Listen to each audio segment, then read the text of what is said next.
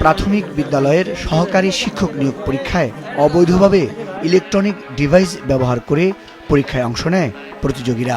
অসৎ উপায় অবলম্বন করে এভাবে পরীক্ষা দেওয়ার অভিযোগে শুধু গাইবান্ধা জেলা থেকেই ৫১ জন পরীক্ষার্থীকে আটক করে পুলিশ। আটকের পর তাদের গাইবান্ধা জেনারেল হাসপাতালে নিয়ে যাওয়া হয় এবং তাদের কান থেকে বিশেষ ধরনের ডিভাইস বের করা হয়। এছাড়া তাদের কাছ থেকে মোবাইল ফোন, এটিএম কার্ড সহ ৪৭টি বিশেষ ডিজিটাল ডিভাইস জব্দ করা হয়। শুক্রবার বিকেল ৩টা থেকে ৪:৩০ পর্যন্ত পরীক্ষা চলাকালীন গাইবান্ধা সদর ও পলাশবাড়ী উপজেলার বিভিন্ন কেন্দ্র থেকে তাদের আটক করা হয়। এই চক্রের সাথে জড়িত মূল হোতারা এখনও ধরাছোঁয়ার বাইরে, তবে তাদের খুঁজছে পুলিশ।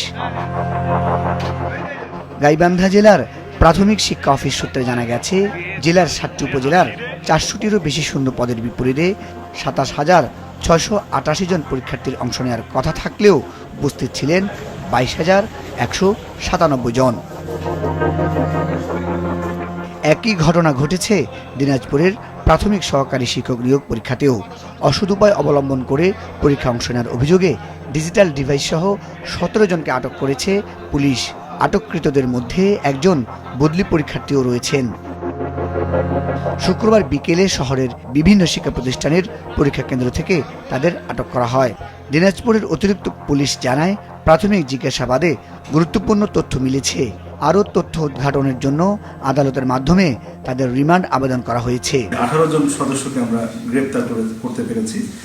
এর মধ্যে পরীক্ষার্থী যেমন রয়েছে বেশিরভাগ অংশে, ঠিক একই সাথে এর সাথে অর্থাৎ পরীক্ষার এই যে অসাধু পন্থা অবলম্বন করতে সহায়তা করেছে এরকমও আমরা 2-1 জনকে ধরতে পেরেছি।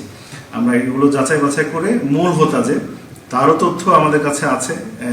মূল হোতা এটা কত বড়, এই চক্রের কত বড় সদস্য সেটিও আমরা তাকে না ধরলে আসলে আগেই বলতে পারছি না। তদন্তের সাথে তার নামটিও আমি বলছি না।